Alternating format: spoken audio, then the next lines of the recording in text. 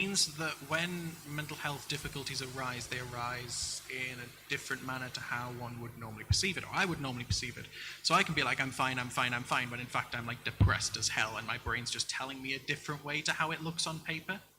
The only other difficulty with the autism is that it makes it an absolute nightmare to actually communicate that you're mentally ill, because your brain is wired differently. So your brain, as I said, isn't wired in this. So this is how mentally ill looks. This is how mentally ill functions or does not function. And actually getting that out, getting to the point where it's like, so tell me how you feel. It's like, I don't know. My brain's just not wired to tell you how I feel. I can't tell me how I feel. This is not fun. So I zoned out a bit and that brought me back. Boom, stick. Thank you. I was somewhere else. This is not fun. I mean, up until the point, so I've only been on a stick since February, March. It'd be at times a blur. And up until that point, handling your joints being a bit rubbish is okay. You can manage it. It's been manageable. It's been something I just take painkillers for, and that's been fine. I'm now at a point where I do need a mobility aid in the form of a cane, and I take a bucket load more painkillers. Thankfully, that is partially due to injury exacerbating my joints being crap.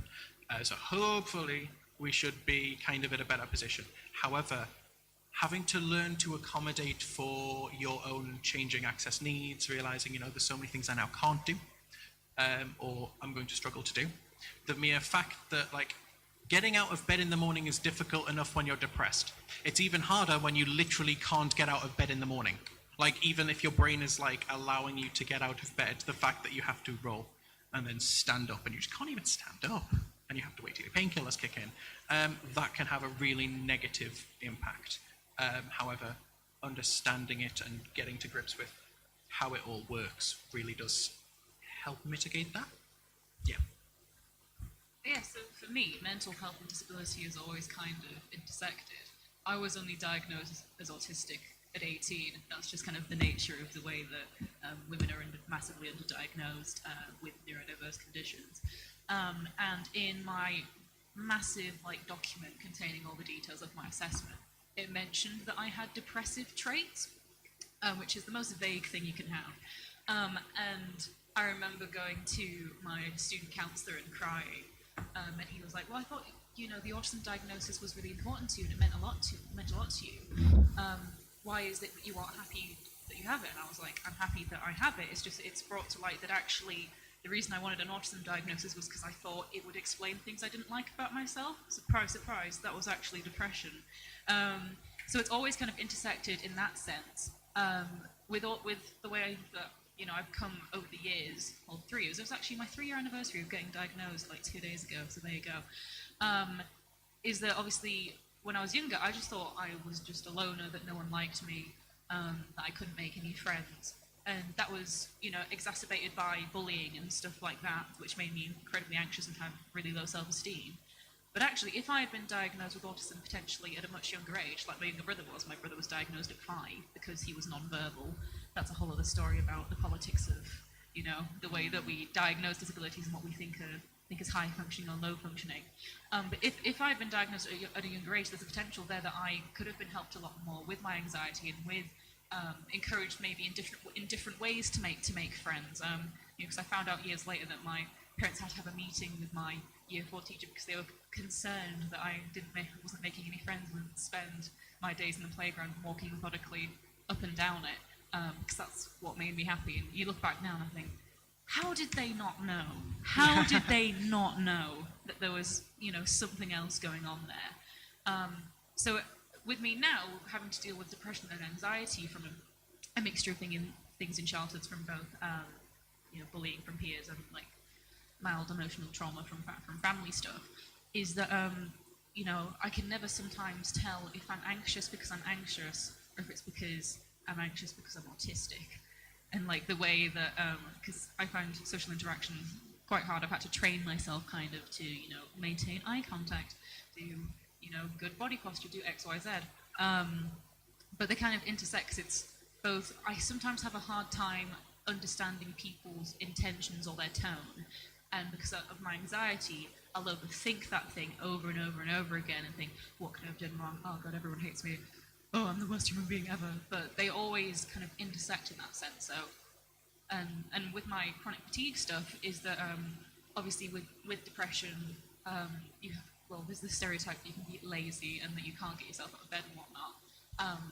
But the reason I want to pursue a diagnosis for that is because it's become so much more frequent, and it happens on days where I'm not depressed. But the reason I haven't pursued it as of such yet is because there's just so much stigma behind it. Because I know if I go to a doctor, it'll be like, oh, what's your iron levels like? Oh, have you been exercising? What's your diet like? And I'll be like, my diet's bad because I'm autistic and I've struggled to eat certain foods. And two, I'm not active because I'm depressed. So they all kind of like intersect together in that sense. So it's never one without the other for me. A lot of my depression and anxiety initially triggered from scenarios I was put in because of my disability, because of my like extremely rare sensory neuropathy. People were extremely overprotective of me as a young child, so I didn't have many social experiences on my own, so I didn't really socialize a lot. And then my autism perhaps also played a factor in making me very socially awkward. My autism diagnosis was only recently done, I think, in the last sort of 6 months, but it's been postulated that I've been autistic for most of my life. It was just, I've never had to sort of work out how that fit in my identity until recently. I've not really had a chance to do that yet, so I'm not sure exactly how much my social awkwardness as a child is down to autism or just down to my other factors, but the end root is that all of that made me very socially awkward. It sort of dampened a lot of my self-confidence with people, which then obviously went into like social anxiety. Being very, my family keeping me very sheltered physically, kept me very socially isolated, which is obviously one of the very strong root causes of my sort of social anxiety and sort of a strong belief that people don't like to be around me. If I might, before, I'm assuming we're probably going to go on questions at some point soon. Like, in that kind of exactly what Zoe was saying, in that kind of if you're diagnosed earlier, you can receive help. That is the case in certain situations, and I did receive up to, at a young age, there was speech and language therapy there, but it was very much like, here's some flashcards, have fun. It's like, hi, I'm 8. Please don't give me flashcards. I can have a conversation at this point. I just don't know how to do it, if that makes sense. However, that kind of looking for something to blame for, looking for something to blame for you being lonely or you struggling, that is precisely what it can become without adequate support. And that's exactly what happened with me, is being autistic ended up being, that's why you're lonely, that's why people don't want to talk with you, that's why people don't sit with you at lunch, that's why this, that, the other. That's why you're finding yourself in the music practice room playing piano in your free hours of time in sixth form or college, when everyone else is busy chatting away or going down in a town. And at that point, obviously, the severity of my joint condition hadn't manifested fully. But on top of that, I was diagnosed age 7. I could have been, I found this out actually relatively recently, I could have been diagnosed age 3. My mum took me into the doctor's and was like, there's something up with this kid. Turns out she was right. But essentially, the doctor who she went through this assessment with basically put the fear of God into her about how I would be treated if I had this diagnosis, whilst the doctor was relatively not wrong in how the outside world would treat me or think of me essentially as a lost cause. The first time round, it scared the fear of God into my mum to the point where she didn't pursue it, because it was like, if that's how they're going to think of my kid, then bugger off. And then we got to school and they weren't supporting me, and it's like, and then obviously at this point, I was literally having this conversation just before where it was like, this was before the Discrimination Act, where it's like, you had to have a diagnosis to be recognised. So one was like, probably just get them diagnosed and then have some more fights later. So I've grown up with this long-standing idea of, or the other people thinking that being autistic is this like big ass block to achievement or productivity. And as much as I recognise that as a problem, as much as I combat that, that doesn't go away, and that definitely impacts your anxieties of what if I never make it, or what if this happens. And then the fact I can't walk normally now, that has had this weird circular coinciding and affecting each other. Anyway. Yeah, I know, I'm picking up on something that you kind of talked about there, is that the way that pursuing diagnoses can like really negatively impact your mental health. So, as I already mentioned, that I want to pursue a diagnosis for fatigue, but I'm in a position in third year where I have dissertation, I have other stress to deal with, and going to a doctor and the idea of just being turned away really doesn't sit right with me. Because when I was trying to pursue my diagnosis of autism, it was because I'd figured out that I was autistic by when I was around 15, I think. Actually, potentially younger than that. Because my brother was diagnosed so young and I recognised a lot of traits in him after he was initially diagnosed. And all my teachers and stuff were telling me, like, oh, why do you need it, though? Because this was when UCAS was coming around and it said on the bottom of the form, do you have any disability? And I was like, well, I think I do. I should really get assessed for it. And being told by teachers and family that I didn't necessarily need it and that it wouldn't help me in any way because, oh, well, you're fine up until now. And it's like, have you noticed that I was a super lonely child, a bullied child, all this extra stuff that was probably attributed to me being different and having autistic traits? And so, especially when I had the diagnosis, and then, of course, on top of that, the doctor recognized, oh, you're also kind of depressed.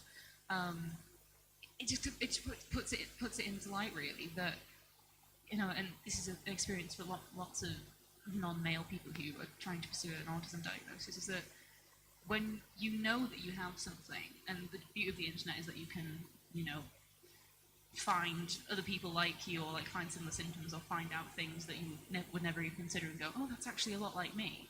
And then to go to a doctor, a lot of the time when they might not know as much as another GP, and then you've got to go to multiple different sessions, to be told, no, you don't have that, you probably have this, it's really demoralizing, especially when you find something that really resonates with you and kind of, well, at least for me, explains a lot about myself. Other people think of that.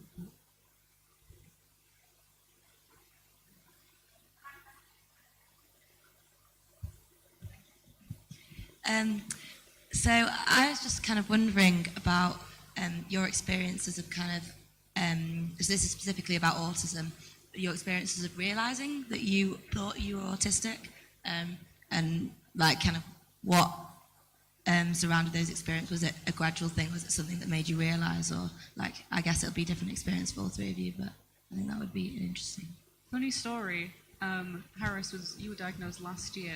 The moment I met you, I knew you were autistic.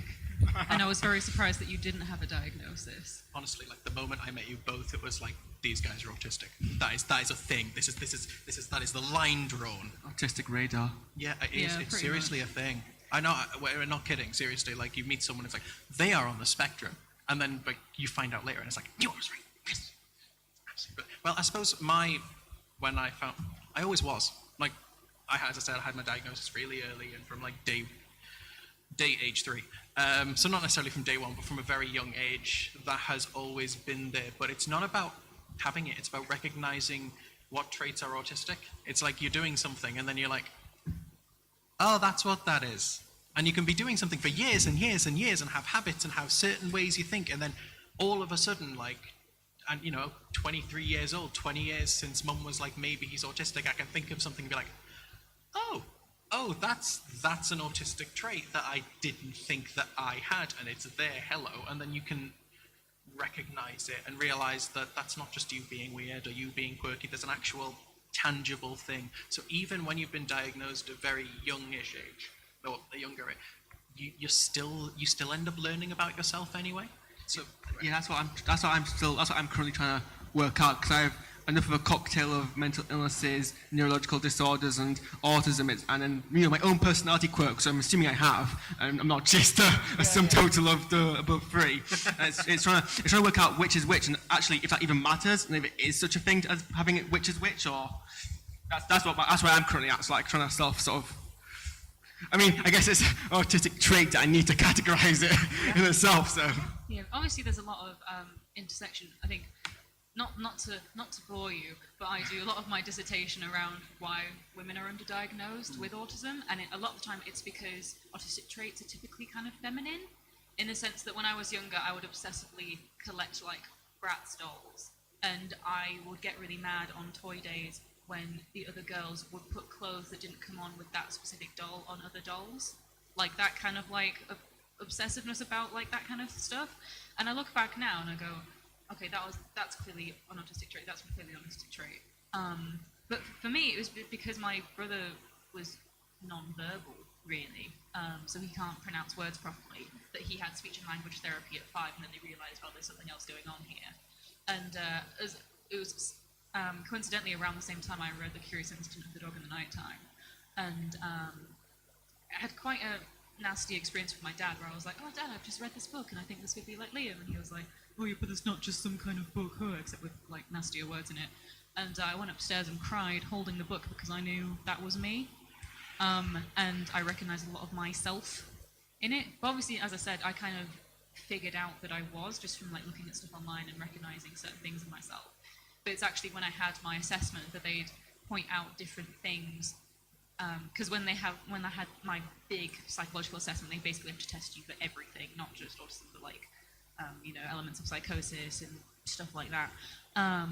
And they touched upon all these different things that I would have never even thought about, like how, do you sometimes, when you speak, you get told to quiet down because you don't realise how loud you're talking? And I was like, and just things like that. And so I think, like you said, it's kind of not just recognising traits, but when you have mental illness. We should call it that. Mental illness. It's an apt description. But when you have that mental illness mixed in, especially when you have like depression or anxiety, you might have a low opinion of yourself. Sometimes when you're in a low state, it can be kind of hard to think what traits are you, like what are your personality traits, and what is a result of you having a condition or having a mental health problem. Because when you're at your absolute worst, you just think, oh, depression makes me such a horrible person, and like, oh, autism makes me like not have any friends, But it's about trying to like acknowledge that you are you, and that there are traits about yourself that we shouldn't try and categorize all of our traits into specific boxes, like, oh, this is because of this, this is because of this. Which is it's important to recognize those, because it's important to recognize triggers for different things as well. But I am me. I am autistic. I'm mentally ill, but I am still Zoe. I have my own cool things about me. So I relate to you with that, trying to figure out what's what. Yeah. Haaris, do you want to? Or am I right? I was going to say, do you want to say something, or am I right? What was the question? What were we talking about? We were talking about traits and how, like, recognizing the. Oh no, no. Go ahead. No. I was going to say, for me, it's not just recognizing things as things; it's recognizing them as good or not bad. Being diagnosed from a young age, I've went through lots of therapies. There have been lots of different things that have been tried and tested. To be fair, this was before Mum and Dad were like, sod it, they'll be fine. Especially more so with myself being more academically capable. There was a point where it was just like, it's complicated.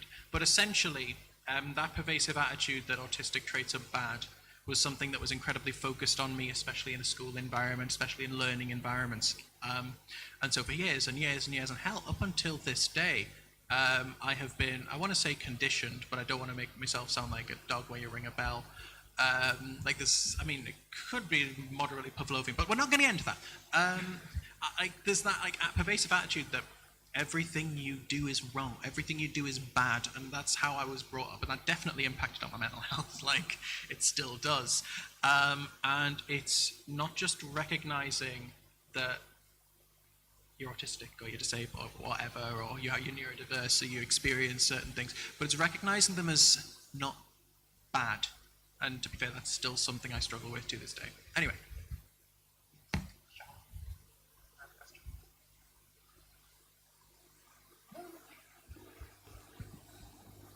So you've been talking about mental health and disability and how they intersect, and that happens quite a lot, like beyond uni and in the wider world, whereas for me, like, they both fall in the same camp.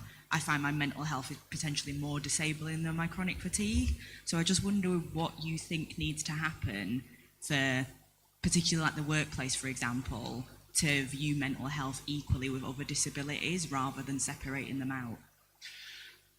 Ooh, right. So first off, we need to, in my opinion, and I mean other people's may differ, we need to stop separating them into these two different camps. Mental health can be disabling as much as anything else. For example, autism isn't necessarily a disability, but it can be. Having anxiety might not be a disability, but it can be. Being disabled affects your mental health whether you like it or not. These things are always linked, and I think there is a serious issue in not combating this kind of trying to box them off and cordon them off as this affects your brain, this affects your body, this affects your brain, but it's not something that makes you want to die. And it's like kind of like, it doesn't work like that. It doesn't function in that manner. They are all inextricably linked. And I feel like trying big, for example, and this is one that still winds me up, is imagine if we talked about physical health like we talk about mental health. Shock horror, they do. Oh, Errol, your knee's knackered. Have you tried going for a swim? Yes. Yes, I have. My knee still doesn't bend that away without hurting. It's exactly the same as, oh, you're depressed, go for a walk. I still get that from the physical disability side of things, if that makes sense.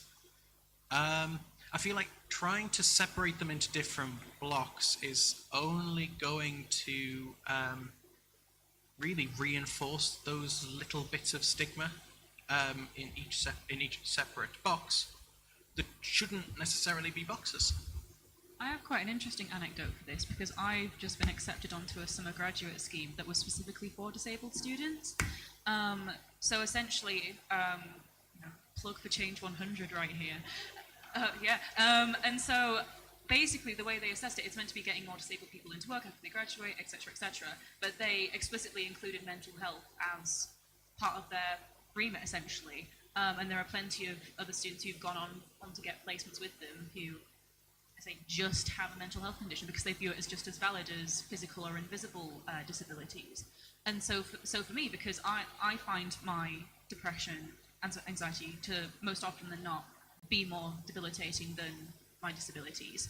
And so for me, when I got into the placement, they send you like a list of like, okay, what reasonable adjustments can you have? And the fact that I can ask for flexible hours because sometimes I might not be able to get out of bed as early because either I'm fatigued or depressed.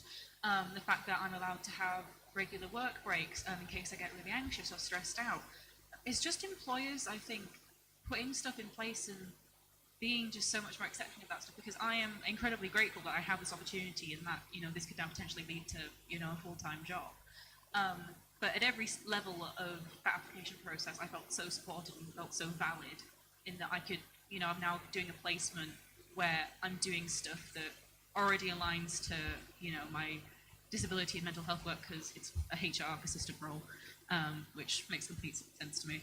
And the fact that I was taken seriously at every single stage and that, I wouldn't feel weird asking, hey, like sometimes I might not always be on time, is that okay? And then going, yeah, you can have flexible hours, and any kind of provision like that. I think not just employers, but like universities, secondary schools, anywhere, they just need to work closely with people to just make adaptations that work for them, because a lot of the times it doesn't actually require a lot of work, and it can make such a huge difference. The fact that I'm going into a well-paid job over the summer, and the fact that my employer will know that I am disabled, know that I have mental health issues, and can look at that, but also see the work that I've done and how my work experience and all that jazz, to know that I'm still very capable of doing a job. And I think it's just tackling that stigma and making sure that those provisions are in place. Yeah, have a job.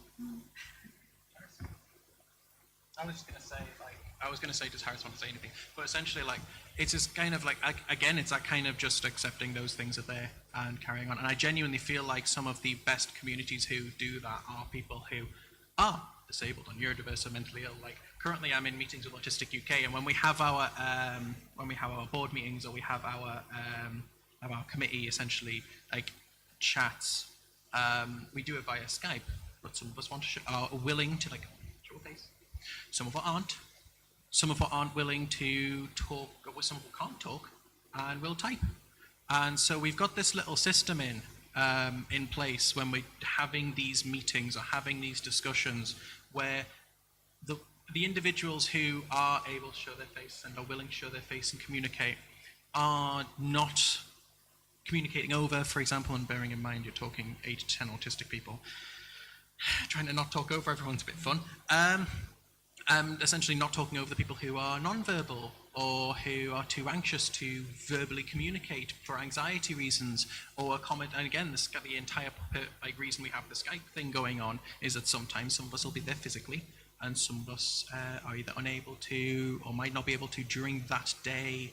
And it's like, right, we'll just Skype you in, we'll just sort that out entirely. And it's accommodating for those, all these different aspects really makes kind of you realize that in the end, we're all fighting a very similar fight, whether it's your brain or whether it's your body or whether it's other parts of your brain or whether it's something else. Like there's still taboo subjects that still need recognition on how much they impact your day-to-day life. Do you also have a question down at the front there? Yes. Is there any advice you can give to family and friends on how best to support? You guys start. Sorry, I zoned out. What was the question? No worries, Haaris. Is there any advice you can give on how families and friends can best support? Listen. Yeah. There we are. Done. Panel over. Yeah. Oh man. Yeah. Just basically, at least for obviously because I was diagnosed so late, I needed that support there. You know, for my first GP assessment, I brought my mum with me because I was like, you need to back me up and tell them how much of a weird child I was. But you know, and my mum has been very helpful in terms of my autism diagnosis. But actually, when it came to the mental health stuff, unless I'm like suicidal, they just say that I'm overreacting. And so for me, I think because in their minds, disability is more valid than mental health. Obviously, I don't have a physical, I suppose you could argue that autism itself is physical because it's manifest internally. But, you know, they see it as more valid because it's something that it has specific, you know, traits lined up to it. Whereas, you know, they just see me and they're like, oh, well, you're still getting firsts on your assignments, and why are you applying for so many extensions? You're perfectly capable of doing this. Me getting extensions helps me get first, actually. But yeah, basically just support. I mentioned casually because I didn't want to make a big deal out of it to my family that I'm wanting to pursue an ME diagnosis, and explained, you know, why. And they're like, oh, okay, well, good luck with that. Just because I didn't want to make it an explicit thing with them, because I didn't want it to be like when I was pursuing a diagnosis for depression and anxiety. You know, and there are some families who are incredibly supportive, and my family are only to an extent, and there are some people whose families are not supportive in the slightest, either for mental health or disability. Yeah, you just kind of hit it on the head in one word there. Yeah, I mean, I think I'm somewhat lucky in that my family, in terms of physical disability, well, I mean, I mentioned earlier about how overprotected I am, so if anything, their sin is they're not listening in that they're being supportive when I don't need them to be, which is, I guess, the problem that I face. I think Amar mentioned it earlier about, or someone did it, not Amar, maybe someone else on the panel mentioned it earlier about how, yeah, I think it was Jamie actually, who mentioned about how people were trying to give him help when it wasn't an area that he needed help in. That's cool. So I face at times from my family, but I mean, I don't know if my mother identifies as a disability advocate, but she's definitely the inspiration of why I'm so passionate about disability, because she's fought so hard to get me the physical support I needed for my sort of long life congenital condition. But you know, again, I mean, fair. I didn't realize at the point I was going to make it. I made it. It's listening even when they don't need the help that you're trying to give them, because you know, disabled people know their limits, but also know their abilities, and it's sort of being aware that you don't always need to give them help they don't need. It's basically my biggest obstacle is people being like, "We're going to protect you from this because you might hurt yourself." I'm like, "Yeah, but okay." At this point, I'm like 18. I can tell that this thing is going to kill me. I'm not going to do it in a dangerous way, probably. You know. Well, I mean, Please don't. yeah. Yeah. having said that, so my dad's also physically disabled, and obviously after my injury, I went forward and I was like, hey, so I'm really, really, really struggling to walk. I went to the doctor and I was like, hey, right, this isn't our problem now. Like, we really need to see to this. My physio's crap, but moving on. Mum found it very difficult to wrap her head around because obviously she provides day-to-day care for my dad. And obviously it's like, it wasn't like, oh no, not another one, but it was also like, oh no, not another one. It's like, I'm starting to deteriorate now, hopefully not permanently, but it's gonna go down at some point permanently, but hopefully not yet. And so like it can be quite difficult when you're faced with something like that, especially as a young person with a visible disability now. And it's just little things like, hey, bus driver, could you like lower the bus a little bit because bending my knee hurts? Like, could you possibly do that? Like having to ask little things like that and just getting no's, or getting you're sat in the old person's seat, and I just go, no, I'm not. And I have to remind them that this is a disabled person's seat, and I am a disabled person, and I'm fully permitted to sit in this seat. Leave me be. And I think when we said, listen, it's not just about listen, we're valid, our points matter. It's listen, as you said, listen to what we need. Listen to what, there are a lot of times where, and I know I'm talking a lot from autism, but again, even on the disability side, from other various, is where parents and other groups, professionals, etc., think they know best, even when you're in a situation where you're like, hey, no, this really isn't helping. Like, for example, I was introduced to various different therapies, and it took a lot of me saying, hey, no, this isn't working, this is making me feel worse as a person, before I recognized mental health stuff. And it took a lot of doing that to be like, yeah, no, that's a thing. And with mental health, so gonna be blunt, I've said it online already, I am at a point where I'm really, really bad, like we're talking suicidal levels of bad right now. I am not well. Mum's a mental health nurse. So as I said, I'm pursuing mental health diagnosis, which, shouldn't be that difficult, but the difficulty being the fact that autistic and quite severe mental health difficulty puts a nice big black box in the whole getting a job thing. And so there is this fear that does exist in that. And it's, as I said, listen, like, I am not a danger, maybe something to myself. I am not a dangerous person. I don't want to hurt anyone. I don't want to harm anyone, like, hopefully. And like, it's just recognize that we are valid, we are people, and we're not this kind of monolithic block of broken, other than my knee. It's kind of weird having an entire life. Having spent an entire life people telling me I can't do things has actually done a lot to help me be very assertive as a person. People know me to be very assertive and very sort of aggressive with making sort of, assertions. And a lot of that's come from just rejecting the notion of people telling me that I can't. Not bad, thank them for giving me this ability to be assertive because, screw you for telling me I couldn't. But that kind of, like, I grew up being told, like, my parents were told, I'll not get a degree. I'm on my second. I want to mic drop, but I don't want to damage this. So. No, it's acknowledging that you can still do all these amazing things whilst being disabled and whilst being mentally ill, and not falling into that narrative of, oh, they overcame their disability, oh, they're doing all this and all that, and oh, look at all the stuff they've done, despite the fact that everything about them is broken. And it's about, like, your own self-worth, really, and it's about, yes, I've done all these things. It's just more of a coincidence, really, that I happen to be all these other things. Yes, the fact that I can be on this panel, I can speak to everyone, I can look someone in the eye when I speak to them. That's a massive thing for me, and that in that sense I have overcome that aspect of my disability.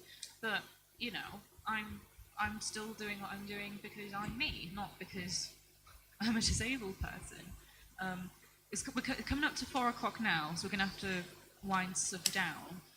But thank you so much, everyone who has attended this panel, and I hope you've learned some interesting things about it.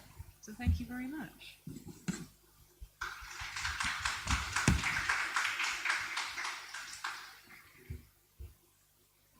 There's a closing speech in here in like 5-10 minutes, so don't worry. Yeah, don't leave. Go There's get a closing cup of tea and speech. come back. There. Like, not maybe right there, like, you can go get a drink, come back.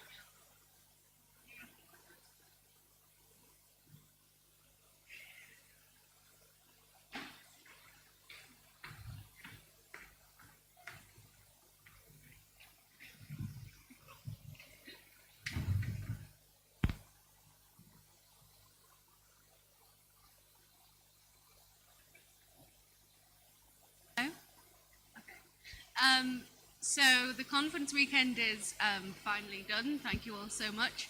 We're just having kind of a quick closing speech to kind of wrap everything up.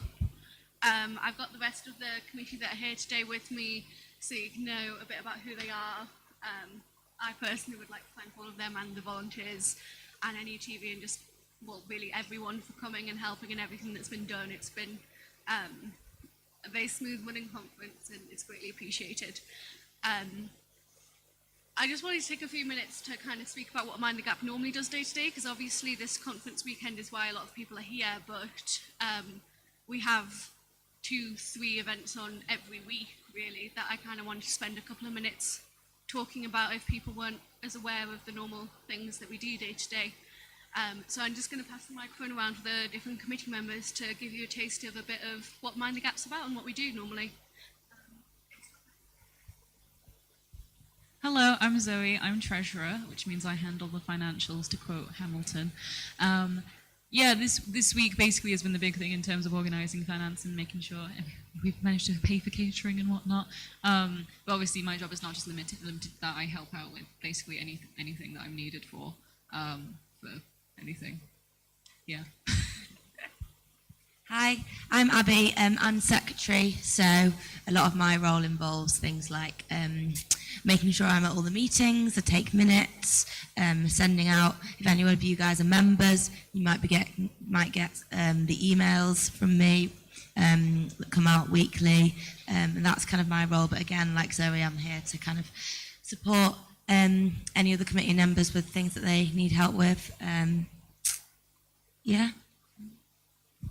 I'm Fiona. I'm the welfare officer, and so a big part of my role is essentially every Wednesday I run support groups, and they're open to absolutely everybody, member or not member, although most people who come end up being members.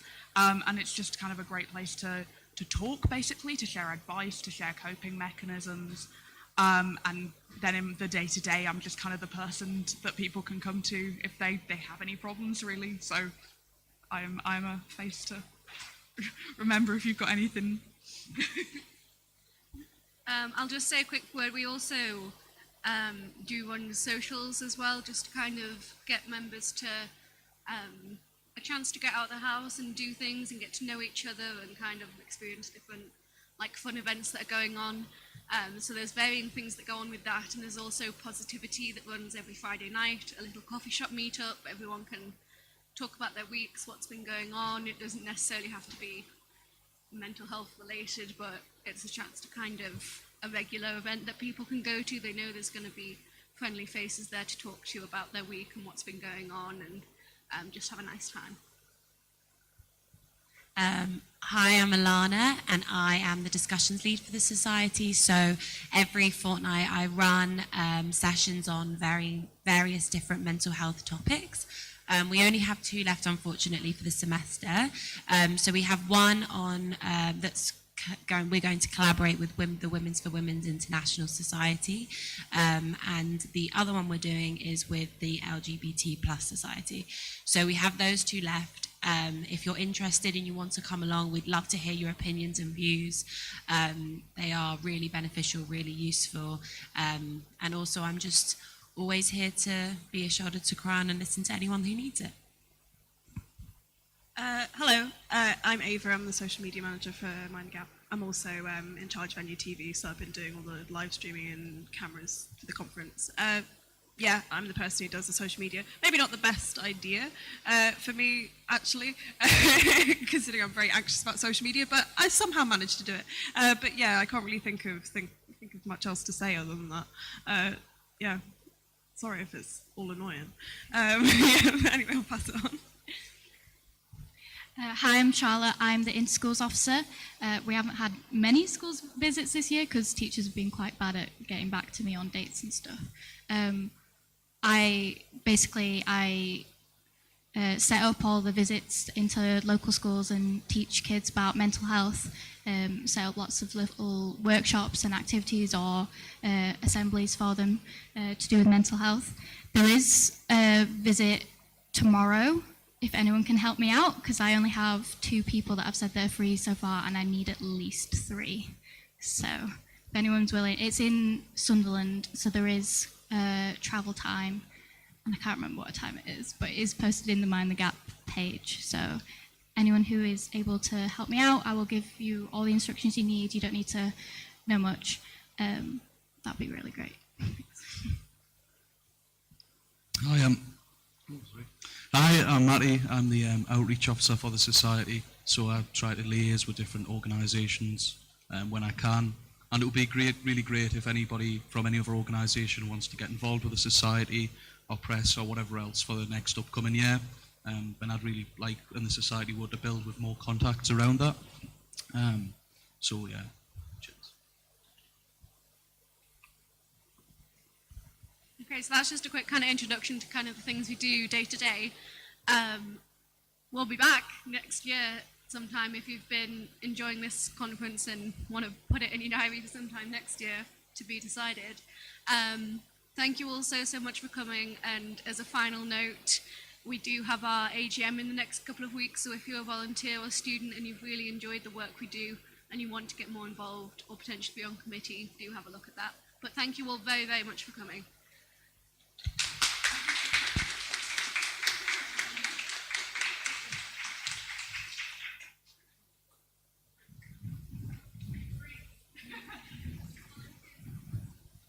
Hello? Oh, volunteers, can we have a bit of a hand cleaning up before you leave? Thank you.